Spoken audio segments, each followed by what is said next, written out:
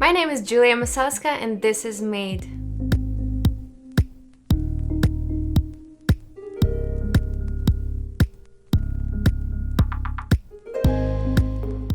Hi guys, who is here for the first time? Welcome to my channel, and I'm always happy to answer your questions in the comments if you have any, or just write me an email, for example. So today we're going to be talking about something very exciting that is actually very much an insider information, something that everybody does individually, and it's the freelance business. So I think this topic is very interesting, especially for young designers that come straight out of school to understand how this whole design business works. So we will start with number 1, how to meet your client.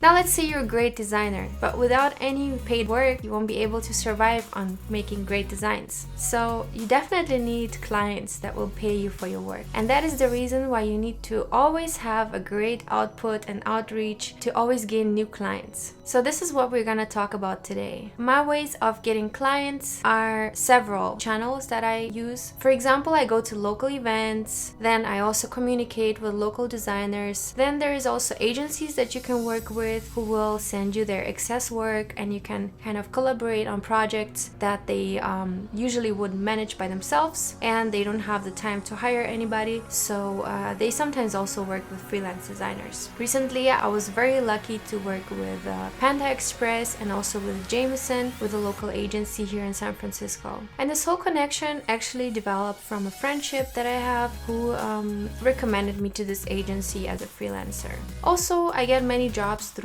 word of mouth. So somebody I used to design for recommended me, and this person came to me, and also when I'm done with them, they will recommend me further. So it's kind of like a chain reaction. Make sure to always produce great work so this word of mouth thing can actually work. After the project is done, I usually ask my clients to leave me a review on my Google page, which is very useful because if somebody is looking up on Google graphic designer in San Francisco, they will see me in their list. And if I have very good reviews, I will appear further up. So it's always very useful to have a bunch of reviews from real clients. Now let's get to number 2, email communication.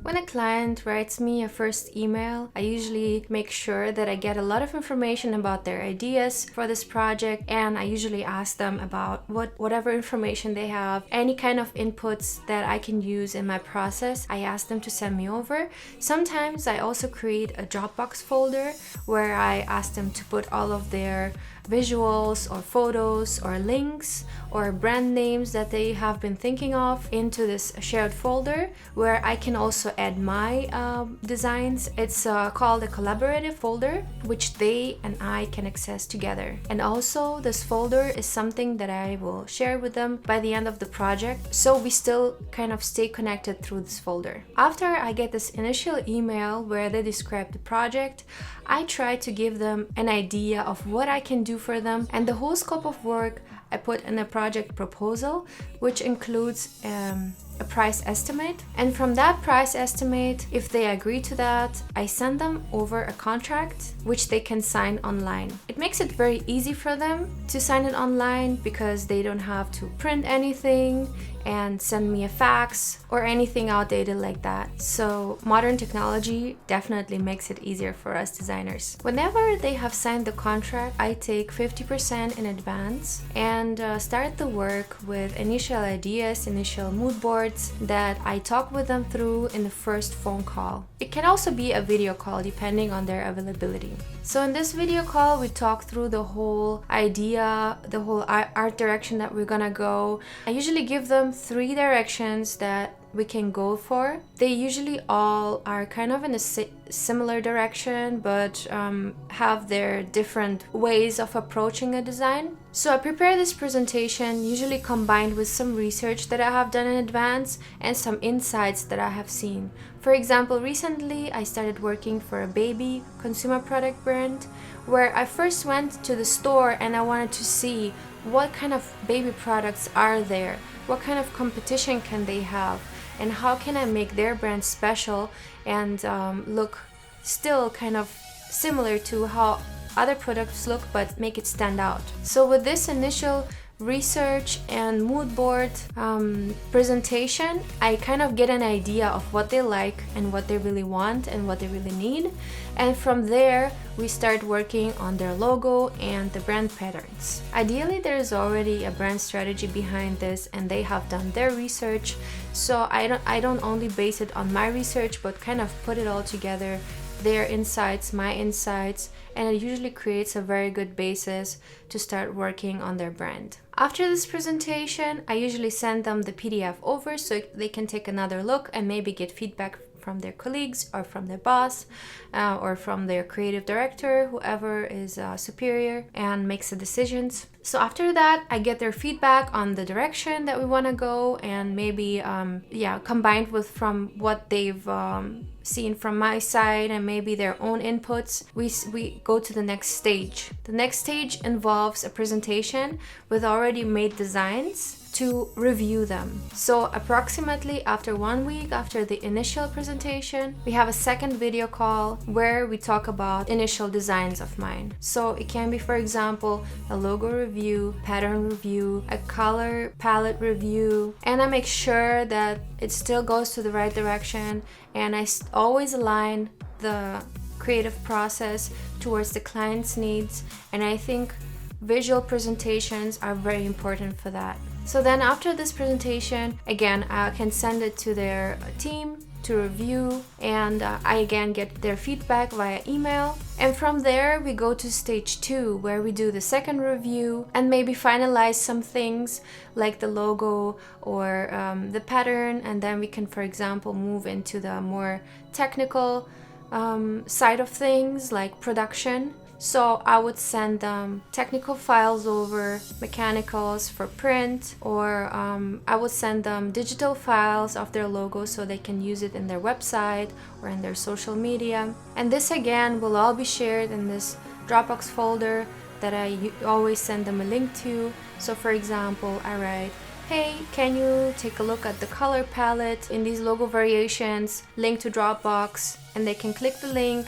see the pictures immediately and send me a feedback. And I always make sure to include the link into the email so they don't have trouble finding it again. I just try to make it very easy for them to review the things that I designed for them, because I know that they have tons of other work except for reviewing my designs. Just always keep in mind, when you're writing an email, your client just wants to know the most important things. So you don't want to make it too long. You don't want to over describe all the things. So just make it short, make it simple, and make it step by step, so it's very easy for them to give you feedback and to understand what you want from them. All right, let's get to number 3, and it's all about legal stuff.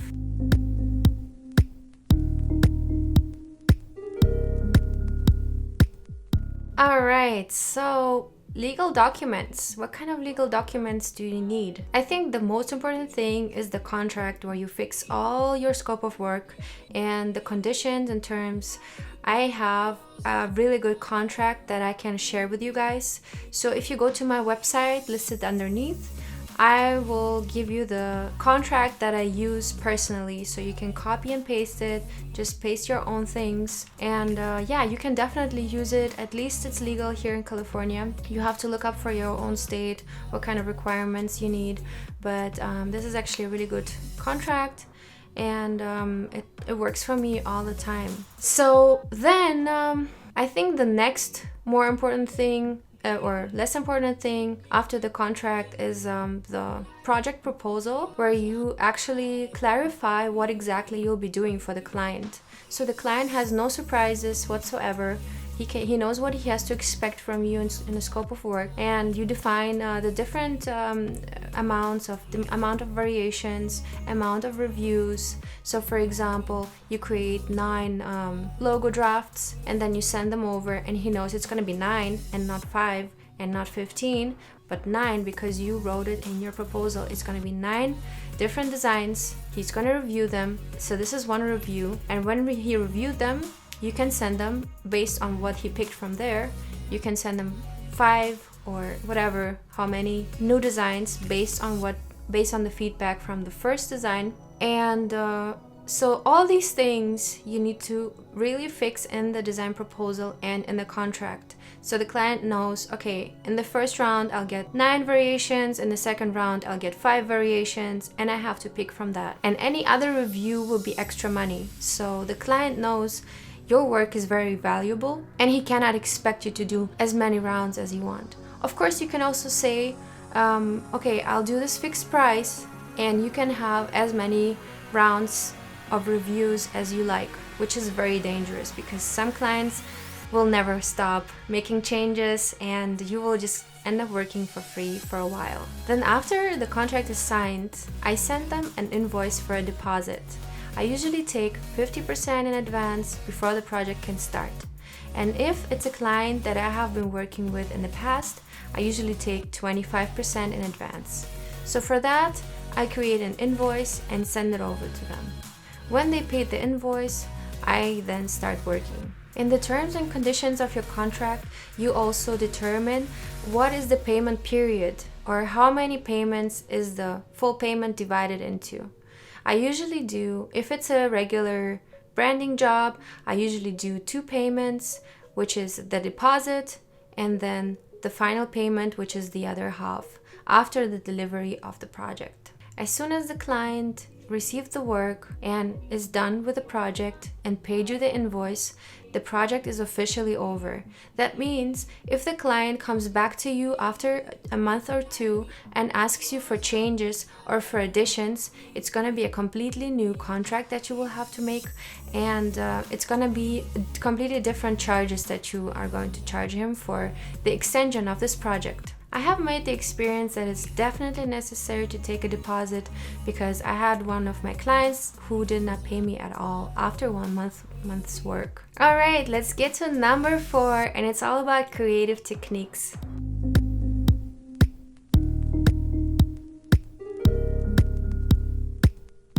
So I'm gonna share with you some of really weird and really cool techniques on how you can get new brand names. For example, you have a company that doesn't have a brand name yet and you need to help them find a brand name. So I'll tell you a really cool technique where you can find up to 100 brand names for a suggestion or for your own review. And usually what I do is I create a bunch of them, I write them on papers, on little pieces of paper, and I review them myself first, and I make about 100. From 100, I pick my favorite 20, and the 20 I present to the client, including my favorites of those 20, which makes it very, very easy for them to pick their name. So the trick that I have for you today is that I use synonyms.com or any website where you can create synonyms of a word to create similar words of what the brand represents. So I take adjectives that are, for example, resembling the character of the brand, and I also use random word generators where you can really generate random words, and maybe and most likely there will be one of them that really fits to your brand. And I find it really exciting how sometimes you can get really unexpected results from that, and the client, I think, really benefits from all these techniques because you can really get something creative and something new and something that's like out of your thought process. I always thought that randomizing things really can create something really cool and something interesting and create a new point of view of things. For my recent project, for example, which has to do with a baby consumer product, I used to go on blogs for moms to see what kind of jargon the moms are using, what kind of words they're using to describe their baby, its behavior. So I found a bunch of really interesting words that I could use in this brand. And actually what we did was we decided for this word in the end. What's also really important when you're looking for new brand names is checking if there's already a brand name like that, because it's very rare that names are available nowadays. To present these names to the client, I then put them in a presentation. It can be the first presentation or it can be the second one, and usually I do it in the first presentation because that's what the logo is based on, and it just makes sense to determine the name first before you start designing. Alright, let's get to number 5, and it's all about the finances.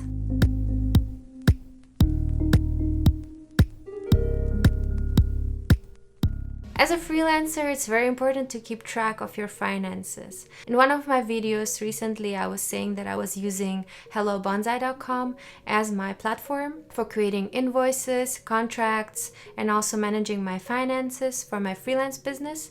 So what I also do is whenever I get income from this platform, I put it on my account, and my account divides it into two parts. One part goes into taxes and one part goes into business income, which is the income without taxes. And I think it's very necessary because usually you lose track of whatever you have to pay in taxes. So what happens is when somebody pays me money on this account, it gets divided into these two parts in percentage. So then in the end, I can actually see whatever needs to be paid in taxes of this amount and whatever I can actually use for my business. Of the income that I get as a freelancer, 50% goes into my own pocket, 20% I spend on growing the business, whatever it may take. It can be investing into technology, it can be investing into different kinds of events that I go to meet my clients. And then the other 30% I spend on different things. For example, my expenses for my different services that I use, or my internet connection, rent for my business, and any other expenses there on a daily basis. So whenever you create a price estimate for somebody, just really consider that you have to pay a big part of it into taxes. So don't price yourself too low, because you will end up working for very less money. Really account your tax into the proposal. Alright guys, that would be it today. Thank you so much for watching, and make sure to subscribe to my channel. You can follow me on my social media. Everything is in my about info and linked up here. So make sure to check the other stuff out. I wish you a very successful freelance business, and I'll see you soon. Bye bye.